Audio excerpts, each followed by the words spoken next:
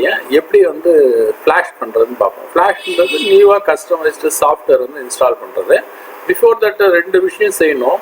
Any Android phone நம்ம OS install பண்ணோம்னா first வந்து கூகுளோடைய எஃப்ஆர்பி லாக்கா இல்லை வேறு எம்ஐயோட எஃப்ஆர்பி அது போல் ஏதாவது ஒரு எஃப்ஆர்பி இருக்கும் ப்ரொடெக்ஷனு, ஃபேக்ட்ரி ரீசெட் ப்ரொடெக்ஷனு, அதை வந்து ரிமூவ் பண்ணிட்டு தான் நம்ம ஓஎஸ் போட முடியும். இப்போ ரீசெண்ட் உள்ள ஆண்ட்ராய்டு வெர்ஷன் எல்லாமே அப்படி தான் செய்யணும்.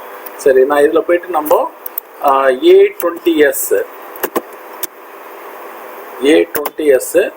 இதில் போனீங்கன்னா நமக்கு சாம்சங்கோட A20s இதை எடுத்துக்கிறேன். இதில் பார்த்தீங்கன்னா எரைஸ் எஃப்ஆர்பின்னு ஒரு ஆப்ஷன் இருக்குது. அந்த எரைஸ் எஃப்ஆர்பியை வந்து நான் யூஸ் பண்ணிக்கிறேன். இந்த இதில் ஃபேக்ட்ரி ரீசெட் இல்லைன்னா எரைஸ் எஃப்ஆர்பி இதை எடுத்துக்கிட்டேன். அதாவது இடிஎல் மோடில் எமர்ஜென்சி டவுன்லோட் மோடில் வந்து இந்த ஃபோன் வந்து வேணும். அந்த செட்டிங்க்கு எடுத்துகிட்டு வரணும். அதுக்கு எடுத்துகிட்டு வரணும்னா குவால்காமாக இருந்தால் ரெண்டு ப்ரொசீஜர் இருக்குது.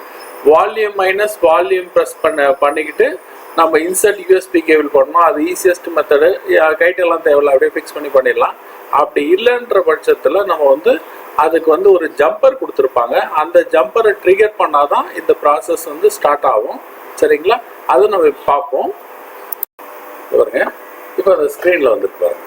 மோடின் மோடுக்கு வரணும்னா நம்ம என்ன பண்ணணும்னா இந்த வால்யூம் மைனஸ் வால்யூம் ப்ரெஸ் ரெண்டும் ப்ரெஸ் பண்ணி மிடில் வச்சு ப்ரெஸ் பண்ணிவிட்டு யூஎஸ்பி கேபிள் இன்சர்ட் பண்ணிங்கன்னா ஆட்டோமேட்டிக்காக அந்த மோடு வந்துடும். அது நம்ம ஃபஸ்ட்டு வந்து நான் எஃப்ஆர்பி லாக் எடுத்துட்டோம். இப்போ வந்து கண்டினியூன்னு கொடுத்தீங்கன்னா ஆட்டோமேட்டிக்காக கண்டினியூ டவுன்லோட் மோடுக்கு போய்டும். டவுன்லோடிங்னு வருது பாருங்கள், டவுன்லோட்னு வருது. இப்போ நம்ம ஃப்ளாஷ் பண்ணலாம். சரிங்களா?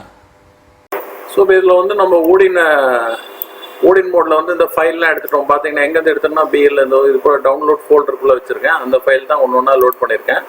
Boot loader, application, CPU related and வந்து சிஎஸ்சி, கண்ட்ரி கோட் இதெல்லாம் வந்து இதுவாக இருக்குது, எல்லாம் செலக்ட் ஆகிருக்கு. இனிமேல் நார்மலாக ஸ்டார்ட் பண்ணிங்கன்னா போதும்.